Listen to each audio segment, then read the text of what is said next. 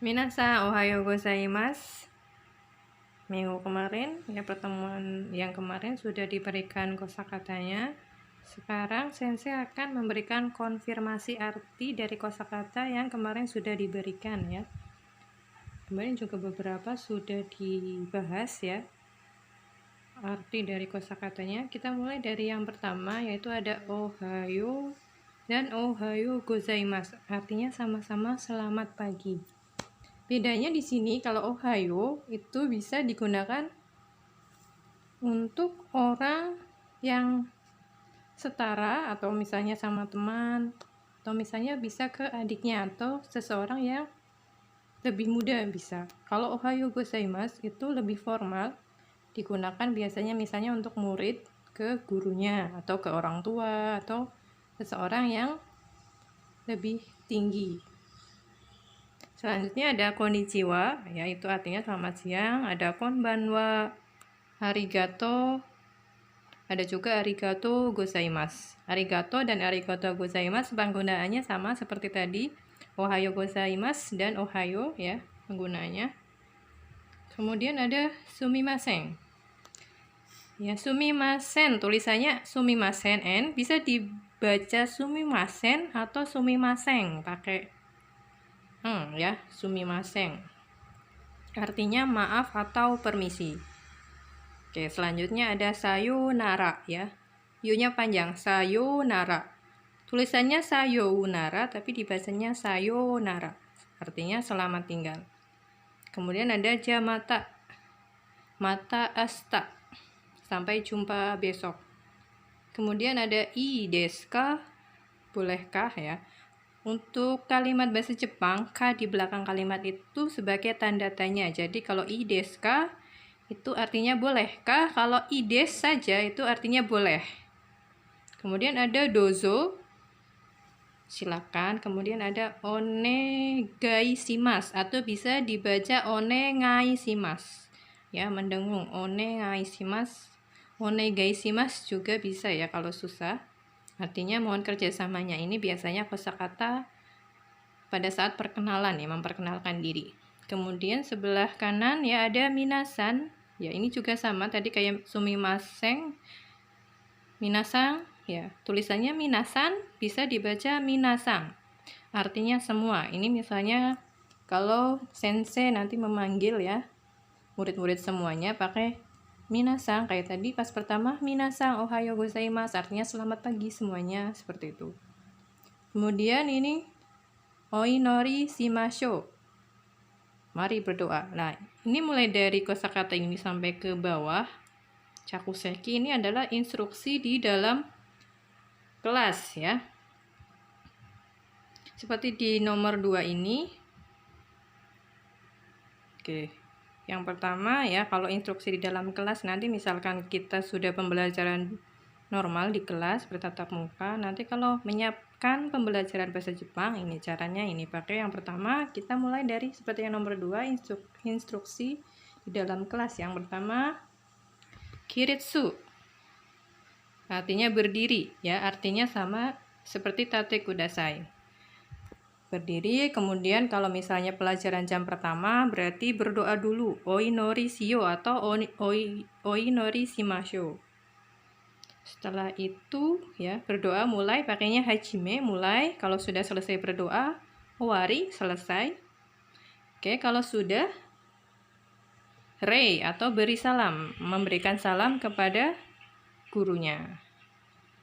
Nah, beri salam ini tadi bisa ya kalau pertemuan pertama berarti ohayo gozaimasu, kalau pertemuannya siang berarti pakainya konnichiwa.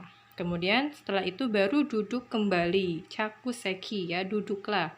Ini juga artinya sama kayak suwate kudasai ya, duduklah. Silakan duduk sama ya maksudnya.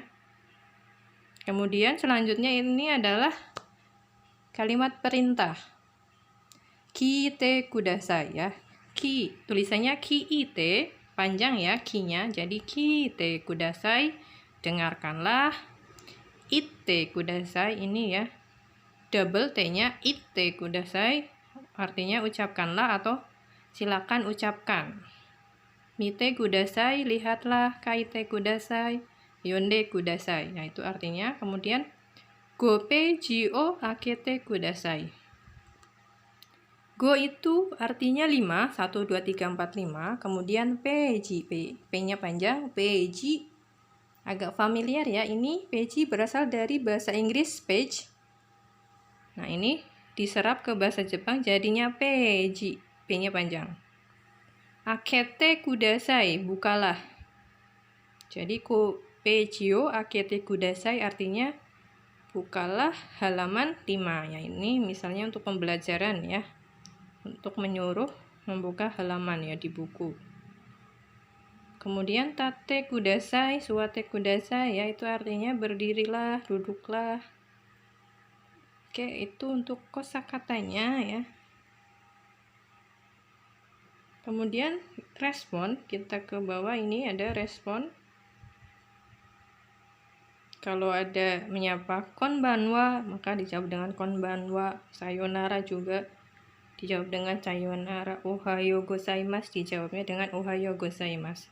Nah, itu untuk kosakata ya. Nanti dalam pembelajaran bahasa Jepang kita belajar kosakata, tadi beberapa sudah dijelaskan artinya. Kemudian nanti kita belajar tata bahasanya.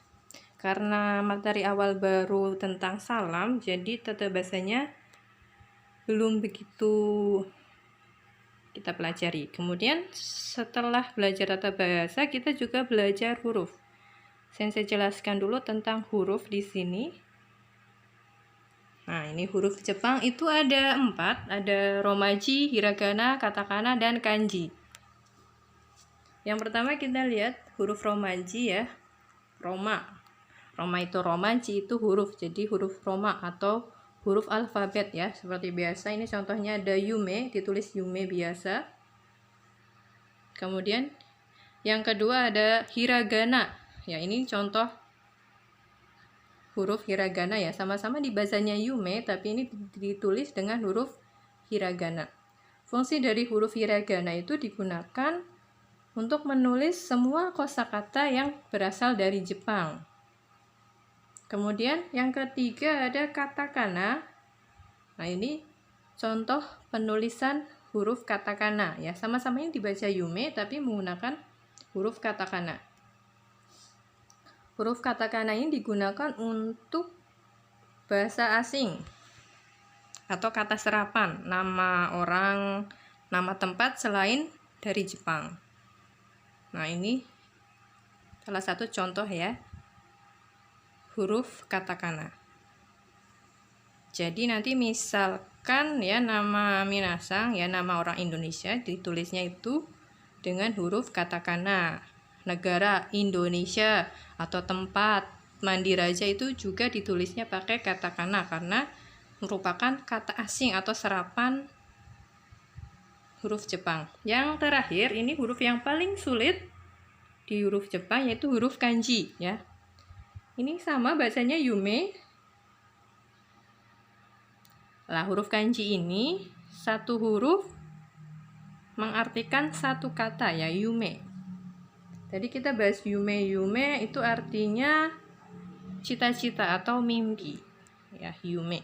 Ya, itu adalah huruf Jepang, ada 4 ya. Nanti yang kita pelajari adalah huruf hiragana dulu ya.